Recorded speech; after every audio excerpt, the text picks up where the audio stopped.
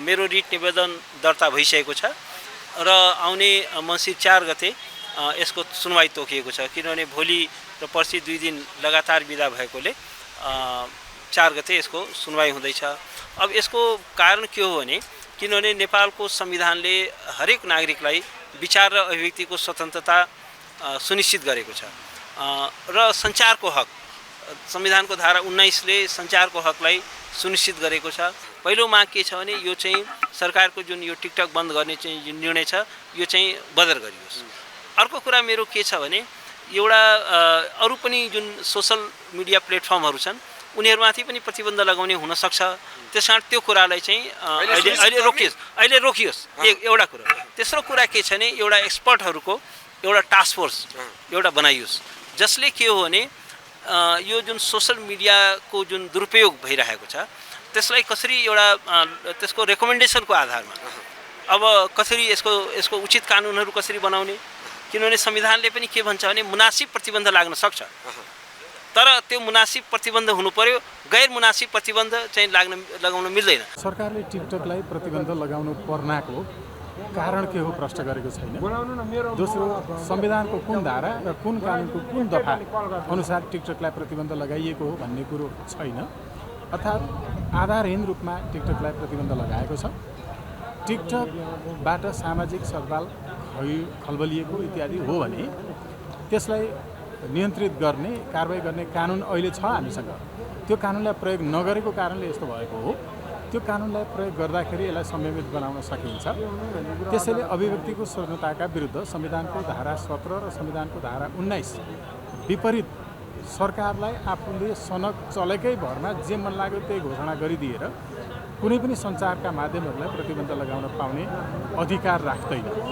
त्यसैले अहिले सरकारले गरेको काम चाहिँ अराजक छ तर टिकटकलाई राजक बनाउनुपर्छ, टिकटकलाई संयमित बनाउनुपर्छ। त्यो बनाउन आफू नसक्ने त्यसका लागि देशभरि यत्रो तलब भत्ता खाएर बसेका सरकारी वकिलदेखि लिएर प्रहरी प्रशासन इत्यादि अनुसन्धान ब्युरो सारा छ त्यसले काम गर्न नसक्ने। अनि टिकटकमा त म धार्मिक कार्यक्रम मात्रै टिकटकमा हेर्छु, म आध्यात्मिक र दार्शनिक मात्रै विषयवस्तु टिकटकमा चाहिँ चलाउँछु राख्छु। यस्तै धेरै उद्योगी व्यवसायीहरूले आफ्नो हस्तकलाको चाहिँ व्यवसायको विज्ञापन गरेका छन्। निशुल्क गर्न पाइन्छ। टिकटकमा निशुल्क विज्ञापन गर्न एउटा मुढा बुन्ने गुन्द्रुक बुन्ने हैन टोपी बुन्ने सामान्य चाहिँ गुन्द्री बुन्ने मान्छेहरूले त्यहाँ आफ्नो विज्ञापन गरेर राम्रो व्यवसाय गरेका छन्। त्यही विज्ञापन फेसबुकमा राख्नलाई कति धेरै पैसा लाग्छ, बुस्ट गर्नलाई युट्युबमा गर्नलाई कति धेरै पैसा लाग्छ। निशुल्क रूपमा विज्ञापनको प्लेटफर्म पाएका छन्। यस्तो कुरालाई सरकारले रोकेर नागरिकलाई अझ बेरोजगार बनाउनेतर्फ लगिरहेछ।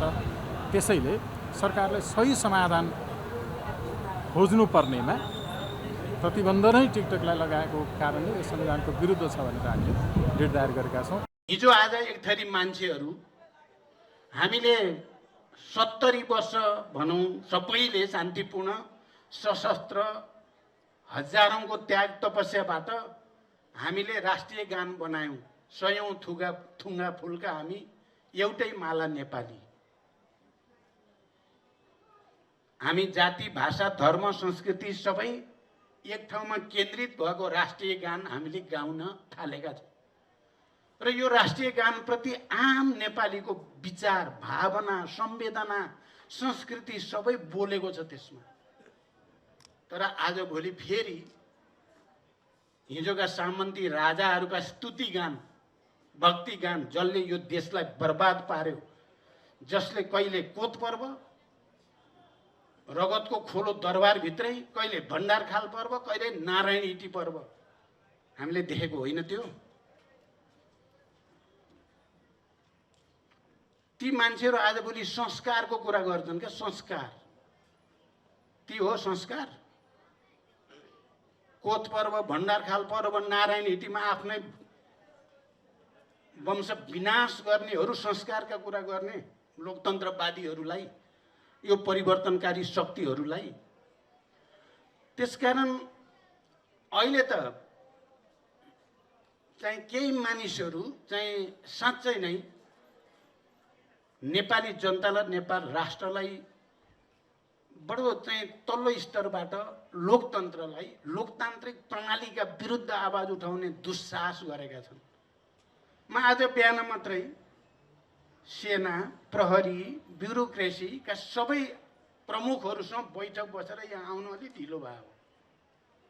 साँच्चै हो त खोजेकै हो भने जस्तो स्थिति अहिले बनेको छ। म तपाईहरु सबैलाई जसले यो लोकतान्त्रिक प्रणाली ल्याउन, जसले दलितलाई, महिलालाई, जनजातिलाई, आदिवासीलाई, मधेसीलाई, थारूलाई अधिकार दियो र पहिचान दियो, जसले अहिले बोल्नको लागि सबै पार्टीहरू आफ्नो ढङ्गले खोलेर स्वतन्त्रतापूर्वक बोल्ने वातावरण बनाए, त्यसैमाथि हिलो छ्याप्ने काम गरियो भने त्यो कुनै हालतमा पनि नेपाली जनतालाई सही हुन्छ भन्ने मलाई लाग्दैन।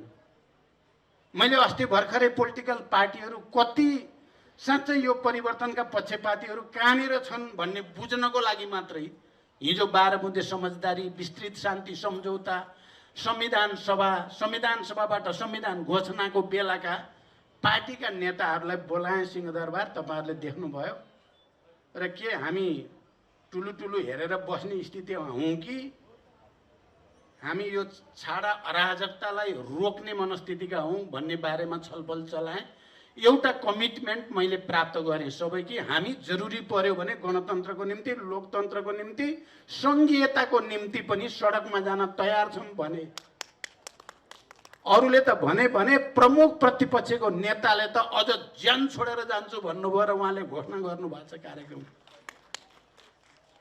विचार गर्नु र विषय अलि गहिरो छ, त्यति सजिलो छैन। 70 वर्ष लडेर प्राप्त उपलब्धिलाई सजिलै 2-4 जना हावा,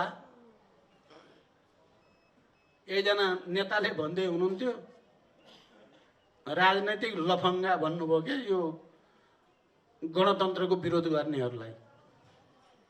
अनि उनीहरूले गरेर उल्टिन्छ सबै चिज नेपालमा सजिलै। नेपाली जनताले सबै बिर्सिन्छ त दिनमै 100-200 मान्छे मरेको, मारेको, त्यसबाट उन्मुक्तिको निम्ति भएको विस्तृत शान्ति सम्झौता, संविधान सभा, त्यसले प्राप्त गरेको ऐतिहासिक र युगान्तकारी परिवर्तन कुनै हालतमा त्यो बिर्सिने स्थिति छैन। महासचिव आउने यसो 4 दिन घुम्न आएको मात्रै होइन, COP28 मा त्यसको परिणाम देखिनेछ। क्लाइमेट फन्ड नेपाल, मैले भनेको छु नेपाल अब कसैसँग भिख माग्ने होइन। नेपालले त्यो अधिकार राख्छ। आफूले नगरेको चाहिँ कामको भारी नेपाल अब बोक्न सक्दैन। नेपाल त्यो अधिकार राख्छ। क्लाइमेट चेन्जको टेरिबल इम्प्याक्ट, खतरनाक इम्प्याक्ट हामी नेपालीले र यस क्षेत्रका जनताले भोगिरहेका छन्। भयानक बाढी, पहिरो, थुप्रै परिघटनाहरू क्लाइमेट चेन्जसँग सम्बन्धित छन्। त्यसकारण मैले परराष्ट्र मन्त्रालय, प्रधानमन्त्री कार्यालय र सबै मन्त्रालयलाई भनेको छु, अहिले हामी भिख माग्न जाने होइन, हाम्रो अधिकार हामीलाई चाहियो भन्न जाने हो। विकसित देशहरूले कहिले पेरिसमा, कहिले दोहामा हामी यो गर्छौं र उ गर्छौं भन्ने, तर 4 पैसाको सहयोग नगर्ने, त्यसका विरुद्ध आवाज उठाउन जाने हो। अहिले हाम्रो अधिकार स्थापित गर्न जाने हो भनेको छु र यो पटक हामी लिड गर्न जाने हो। क्लाइमेट चेन्जको टेरिबल इम्प्याक्टको बारेमा नेपालको हक अधिकार स्थापित गर्न जाने हो। त्यसकारण हामीले तयारी गर्दा हाम्रा डकुमेन्टहरू त्यसरी नै तयारी गर्नुपर्छ। तपाईहरुले सुन्नुभयो होला, म 15 दिनको म प्रधानमन्त्री हुने हो कि 1 महिनाको, मलाई त्यसो मतलब छैन। म यो पटक राष्ट्र र जनताको पक्षमा काम गर्छु। मलाई अब केही लिनु छैन, केही दिनु छैन। व्यक्तिगत रूपमा तपाईहरु सबैलाई थाहा छ, यो राष्ट्रको निम्ति र जनताको निम्ति सम्पूर्ण रूपले समर्पित हुनेछु। 15 दिनपछि मैले विश्वभरिको हेर्थे, म सबभन्दा थोरै समय प्रधानमन्त्री 13 दिन अटल बिहारी वाजपेयी भएर छन्। 13 दिनको दिन छोड्न पर्याएर छ, कोही 15 दिन, कोही 20 दिन। मेरो पनि साथीहरूले भन्थे त 1 महिना भन्दा बढी तेरो जाँदैन भन्थे। ठिकै छ, 1 महिनामा म राम्रो काम गर्ने कोसिस गर्छु। गर्दा गर्दै छोड्न परेछ भने जनता कहाँ जान्छु, मलाई प्रधानमन्त्री हुनै पर्छ भन्ने छैन भनेको थिएँ।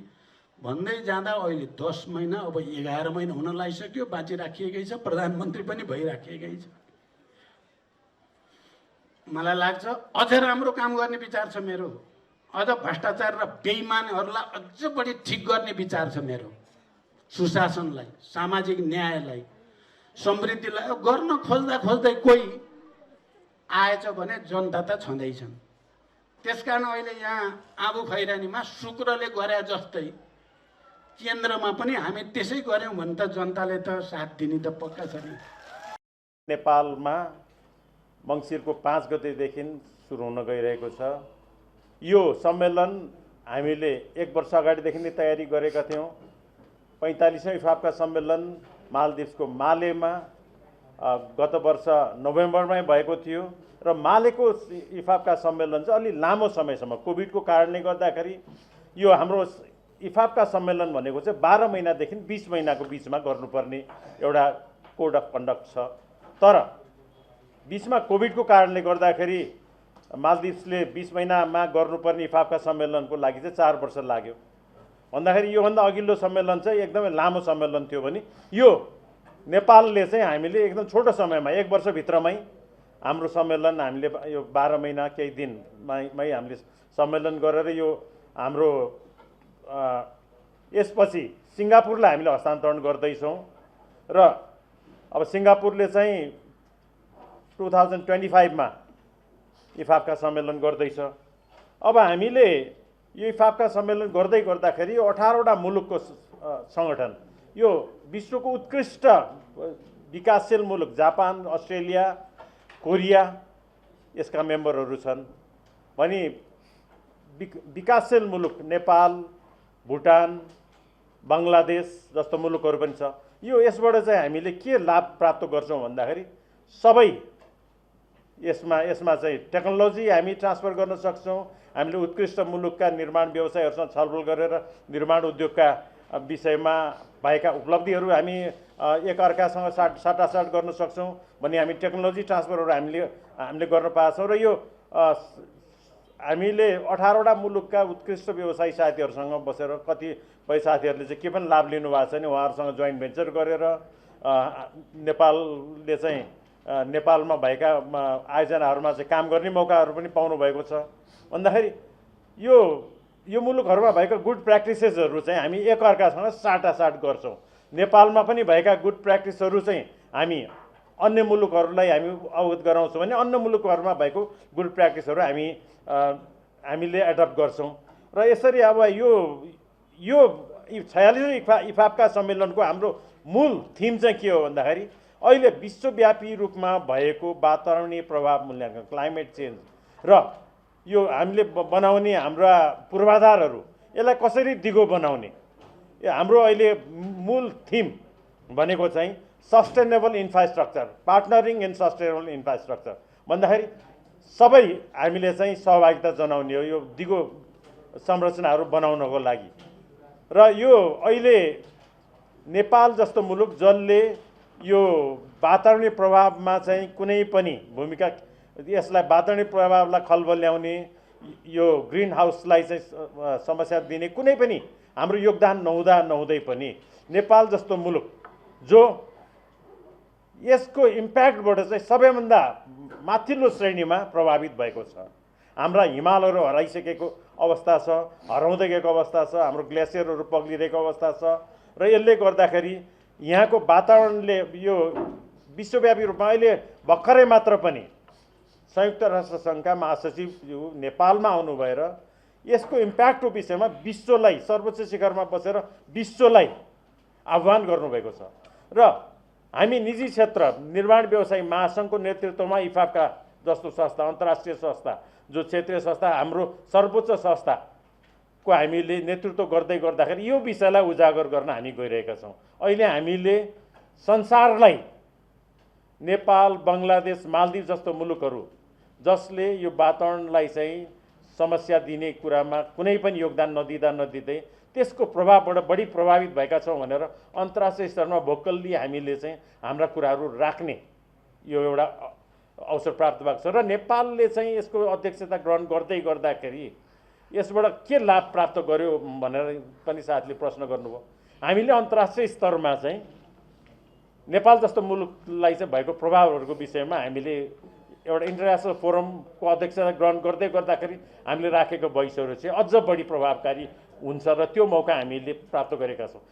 अब यो सन् 2013देखि यो शौचालय दिवस युएनले घोषणा गरेको शौचालय दिवसमा शौचालयमा अलिकति प्रायोरिटी परोस्, शौचालय निर्माणमा म्यानेजमेन्टमा सबै स्टेक होल्डरको ध्यान पुगोस् भनेर, किनकि जथाभावी चाहिँ दिशा पिसाब गर्नले साथसाथै शौचालयको अभावले गर्दाखेरि वाटर रिसोर्सेसहरू धेरै कन्टामिनेटेड हुने र त्यसले गर्दाखेरि विभिन्न किसिमको रोग व्यथाहरू चाहिँ लागेर मान्छेहरू धेरै बिरामी पनि भयो र साथसाथै शौचालय एउटा चाहिँ हाम्रो डिग्निटीको लागि, सेफ्टीको लागि पनि आवश्यक भएकोले यो प्रोपर शौचालयको व्यवस्थापन हुनुपर्छ भनेर यो युएनले वर्ल्ड टोयलेट डे चाहिँ हरेक साल 19 नोभेम्बरको दिनमा चाहिँ अनि 17 त हामी 2 दिन अगाडि त्यसैको सेरोफेरोमा गरेको हो। सर्वेक्षण गर्दाखेरि केही ल्याप्सेजहरू विभिन्न प्रदेशहरूमा देखियो। करिब 90% 100% भनौँ न घोषणा भए तापनि रिसर्चबाट के देखियो, करिब 90% बेसिक लेभलको सेनिटेसनको कभरेज देखियो। अझ मध्य प्रदेशमा त्योभन्दा पनि कम देखिएको छ। त्यस्तै सुरक्षित सरसफाइबाट अहिले युएनको रिपोर्टमा सुरक्षित सरसफाइको सुविधा चाहिँ झन्डै 50% मान्छेले मात्र उपभोग गरेको छ। त्यस्तै ह्यान्ड वासिङको अवस्था हेर्ने हो भने साबुन पानीले हात धुने जुन कि एउटा क्रिटिकल हो हाइजिनको लागि, त्यो पनि झन्डै चाहिँ करिब 60-64% चाहिँ देखिएको छ। त अब अहिले दिगो विकासको लक्ष्य जुन छ खानेपानी र सरसफाइको चाहिँ यो 2030 भित्रमा सबै नेपालीले पुर्याउनु पर्ने जुन एउटा लक्ष्य लिएको छ त्यो अनुरूप चाहिँ प्रगति भइरहेको छैन र हामीले यो विश्व शौचालय दिवसको यसपालिको नारा चाहिँ एक्सेलरेटिङ चेन्ज, यो जुन हाम्रो गति छ त्यसलाई हाम्रो जुन यो प्रक्रियाहरू जुन हामी गरिरहेको छौँ नि परिवर्तनका प्रक्रियाहरू, त्यसमा हामी गति कसरी ल्याउने त त्यो एउटा नारा रहेको छ। अब पहिचान सहितको सङ्घीयता सबैले भन्छन्, पहिचान सहितको सङ्घीयता भन्ने माओवादीको एउटा तबका सरकारमै छ। अनि राजेन्द्रजी यहाँ आउनुभयो, राम्रै भन्नुभयो, ठिकै छ सङ्घीयताको कुरा। अनि पूर्वको सीमा पहिचानको कुरालाई लिएर, नामाङ्कनको कुरालाई लिएर एउटा आन्दोलनै भइरहेको छ। अनि यो व्यवस्थामा सङ्घीयता कस्तो हो यी पार्टीहरूलाई थाहा छैन भन्ने कि थाहा भएर केही गर्न सकेका छैनन् भन्ने कि सङ्घीयतालाई मान्नेभरि सबै त्यहीँ छन्। हेर्नुहोस् है, सबै त्यहीँ छन् भन्नु। उपेन्द्रजीहरूसहित प्रतिनिधिहरूसहित बसिसकेपछि ओलीहरूले पनि त्यसलाई मानिसकेपछि त छँदैछन्। तर विडम्बना र दुःखको कुरा के भयो भनेदेखि के अरे स्थानीय सरकार, प्रदेश सरकार र सङ्घको अधिकार क्षेत्र के हो हेर्नुहोस् है, पुरा विवाद छ। मुख्यमन्त्रीहरूको एउटा सम्मेलन भएको थियो अथवा भेला भएको थियो, उनीहरूले चाहिँ नि कानुन बनाउनु पर्यो भनेर सङ्घीय सरकारसँग अनुरोध गरे। त्यो कानुन अझै बनेको छैन। अहिले पनि अब अधिकार क्षेत्र कसको कहाँ के हो छैन। मध्य प्रदेशले अल्टिमेटम दिइराखेको छ 1 महिनाको। ल भन्नुहोस्, सङ्घीयता मान्ने, कानुनले अरू पनि नबनाउने, अधिकार क्षेत्र कहाँ हो के हो भन्ने कुरामा पनि मतलब छैन। भनेपछि कुरा के हो भन्नुहुन्छ भनेदेखि यो मानेर मात्रै हुँदैन। यो नेपाल संसदका सन्दर्भमा पनि यसलाई के गर्नुपर्छ भन्नुहुन्छ भनेदेखि कार्यान्वयनमा लैजानुपर्छ। अधिकार सम्पन्न चाहिँ बनाउनुपर्छ सबैलाई हो। त्यो कार्यान्वयनमा लैजानको निम्ति सङ्घर्ष बाहेक अर्को विकल्प छैन। राजाले चाहिँ राजतन्त्र र हिन्दू धर्म फर्काउनुपर्छ भनेर जागेका छन्। एउटा विकल्प तिनीहरूले दिएका छन्। हेर्नुहोस् है, अर्को विकल्प उहाँले भन्नुभयो लामी जाने। लामी जानेको विकल्प पनि आयो। लामी जानेको विकल्प के हो भन्दाखेरि चाहिँ हामीले बुझेका छौँ पश्चिमा साम्राज्यवादको विकल्प हो। रातारात चाहिँ नि त्यस्तो हुन्छ कहीँ ल भन्नुहोस् त, आन्दोलन छैन, केही छैन, रातारात चाहिँ कहाँबाट आयो? त्यो विकल्प हो। त्यो विकल्प पनि भन्नुहोस् प्रस्तुत भइरहेको छ। हेर्नुहोस् है, प्रस्तुत भइरहेको छ। अब आगामी चुनावमा अब के हो भन्दाखेरि अब पुराना रैथाने पार्टीहरूले कतिले मोर्चा बनाउने भनेका छन्। ओलीले त एक्लै जित्छु भनेको छ। 44 को मिसन बनाएर एक्लै जित्छु भनेर भनेको छ। नेपाली काङ्ग्रेस कतिपय युवा नेताहरूले हामी एक्लै लड्नुपर्छ, गठबन्धन हुन्न भनेर लागेका छन्। यता प्रचण्ड अनि महानेपालहरू र उपेन्द्रहरू पनि सबै मिलेर अझ विप्लवजीलाई पनि त्यही मिसाएर भन्नु समाजवादी मोर्चा बनाइराखेका छन्। समाजवादी मोर्चाले जित्छ भनेर भनेको छ। ल हेर्नुहोस् है, अब तिनीहरू त छँदैछन्। अनि त्यसपछि अझ त्यो के अरे रविला मिसानी आएर यी नेताहरू सब असफल भए, असमर्थ भए, अब हामीले जित्नुपर्छ भनेर आएछन्। हेर्नुहोस् यो स्थितिमा विकल्प के हो त? अब डाक्टर महेशमाजीले जुन कुरा राख्नुभयो त्यो सोध्नुपर्छ। अब हामी नै विकल्प हुनु सक्छौँ सक्दैनौँ भन्ने कुरा त हाम्रो पार्टी हामी विकल्प हुनुपर्छ भनेर भनेका छौँ। अब विकल्प हुनुपर्छ भनेर मात्रै पनि हुँदैन, फेरि चित्त चान्चुन छैन। यस प्रकारको पुरानो राज्य सत्तालाई भत्काएर नयाँ राज्य सत्ताको निर्माणका निम्ति हामी के हो भनेदेखि जनतालाई साथ लिएर सशक्त रूपमा अगाडि बढ्न जरुरी छ भन्नु। यो पुरानो राज्य सत्ता दलाल पुँजीपति वर्ग, नोकरा पुँजीपति वर्ग र बचे खुचिएको सामन्त वर्गको पुरानो राज्य सत्तालाई ध्वस्त पार्ने, यो संविधानलाई ध्वस्त पार्ने, यो संसदीय व्यवस्थालाई पनि अन्त्य गर्ने गरेर एउटा नयाँ संविधान लेख्ने हिसाबको सम्पूर्ण सच्चा देशभक्त क्रान्तिकारीहरू र वामपन्थीहरू यी सबैलाई एकताबद्ध तुल्याएर एउटा गतिलो संयुक्त मोर्चा बनाउन र राम्रो जनाधार तयार पार्न जरुरी छ। र यो सत्ता र व्यवस्थाको विकल्प नयाँ संविधानको निर्माण हो, सङ्घीय जनगणतन्त्रको निर्माण हो र त्यो दिशामा हामी जानुपर्छ र हाम्रो पार्टीले त्यही निर्णय गरेको छ।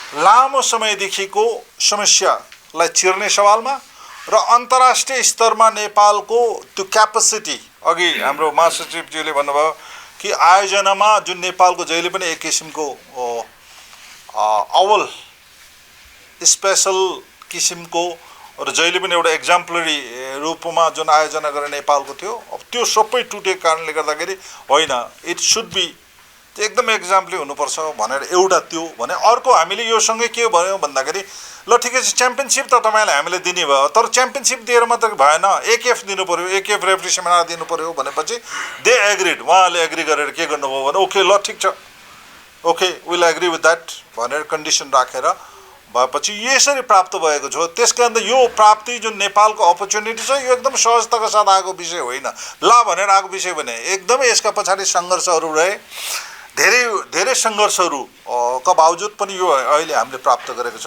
अहिले नेपाल कराते महासङ्घ सबै प्रकारको आयोजनाका लागि चाहिने सबै प्रकारको तयारी हामीले गरिसकेको अवस्था छ। सम्पूर्ण पाटो के हो भन्नु होला भने सहभागिताको सवालमा एउटा एक्जाम्पल करिबन 363 जनाको रेफ्री, अफिसियल र खेलाडी गरेर 353 जनाको सहभागी छ, जसमा 6 कन्ट्रीहरू बङ्गलादेश, भुटान, इन्डिया, नेपाल, पाकिस्तान, श्रीलङ्का। श्रीलङ्कामा चाहिँ विवाद भएको कारणले गर्दाखेरि हामीले त्यहाँ पनि पहल गऱ्यौँ। नेपाल कराते फेडरेसनले के पहल गऱ्यौँ भन्दाखेरि होइन, श्रीलङ्कालाई कसरी इन गर्ने, किनभने जस्तो मालाखामा हामीलाई नेपाललाई ओलम्पिक कमिटीले लेखेर पठाउँदाखेरि हामीलाई त्यहाँ सहभागी गर्न दिएन, तर अहिले हामीले के रिक्वेस्ट गऱ्यौँ भन्दा होइन, ओलम्पिक कमिटीको टिमको रूपमा सहभागी गराउनु अनुरोध गर्दछु भनेपछि उनीहरूले एग्री गर्यो। ल ओके देन ओके, हुन त मलाई भन्नु मन लागेको थियो तपाईँले हामीलाई नदिनु उसलाई किन दिने, तर हामी सहभागी हुनको कारणले गर्दाखेरि अहिले श्रीलङ्कन टिमले पनि आफ्नो सहभागिता ओलम्पिकको ब्यानरभित्र गर्दैछ। 6वटा कन्ट्रीको जुन यो सहभागिता छ धेरै महत्त्वपूर्ण छ। मालदिप्समा कराते छ तर उनीहरूको एफिलिएसन कहीँ पनि छैन, नभएको कारणले मालदिप्स भयो। हामीले मालदिप्सलाई पनि कोसिस गरेको थियौँ, मालदिप्सलाई पनि चिठी लेखेका थियौँ र कम्युनिकेसन भएको थियो, तर उहाँहरूको चाहिँ एसोसिएसनको स्ट्रक्चरै फर्म नभइसकेको र एफिलिएसन नभएको कारणले मालदिप बाहिर रह्यो। र यसरी करिबन 6वटा कन्ट्रीको 353 सहभागिता रहने कुरा भयो। अब गेमको सवालमा त्रिपुरेश्वरमा च्याम्पियनसिप 2 र 3 त्रिपुरेश्वरमा हुने कुरा भयो। अनि प्लस जस्तो एकेएफ रेफ्री चाहिँ 7वटा कराते एकाडेमी हलमा रहनेछ। भन्दैछु सहमतिको सरकारमा जाउँ भनेर एमालेलाई सम्झाएको, सरकार नछोड्नुहोस् भनेर भनेको होइन र अगाडि बढौँ भनेर भनेको। उहाँहरूले अब उहाँहरूको बिचमा पनि होला कि आफ्ना कठिनाइहरू अप्ठ्याराहरू, तर अहिले जसरी जाँदैछ अब यसै गरी किनकि बजेट आउनु पऱ्यो, बजेट पास हुनु पऱ्यो होइन, सरकार पनि पूर्णता पाउनु पऱ्यो, त्यो छिटै हुन्छ भने नि। मिडियाले सरकारको विरोध गरेन भने सरकार कसरी अगाडि बढ्ने? सरकारले आफूलाई सुधार्दै जानु पऱ्यो नि त। सरकार अराजक भएर बोल्दै जाने, प्रधानमन्त्रीजी तपाईँको विराटनगरमा आएर बोल्नुभयो, तपाईँहरू हामीलाई भोट दिनुहोस् हामी जातीय राज्य दिन्छौँ भनेर भन्नुभयो। यस्तो अराजक हिसाबले बोल्न थालेपछि त मान्छे त निराश हुन्छ नि, मानिसले बाटो खोजिरहेका हुन्छ। म पछाडि अहिले पनि छैन, म अगाडि नै बढ्दैछु। कसले सहयोग गर्यो कसले गरेन भन्ने भन्दा पनि कोशीका माननीय ज्यूहरूलाई म ह्याट्स अफ भन्छु, सलाम गर्छु। उहाँहरूले नेपाली कङ्ग्रेसलाई बचाइदिनु। नेपाली कङ्ग्रेस 7वटा प्रदेशमा 4वटा प्रदेशमा हामीहरूले मुख्यमन्त्री नेपाली कङ्ग्रेसको नेतृत्वमा सरकार थियो प्रदेशमा। अहिले नेतृत्वहरूले तपाईँको माओवादीलाई दिएको भए के हुन्थ्यो? 3-3वटा प्रदेशको हुन्थ्यो।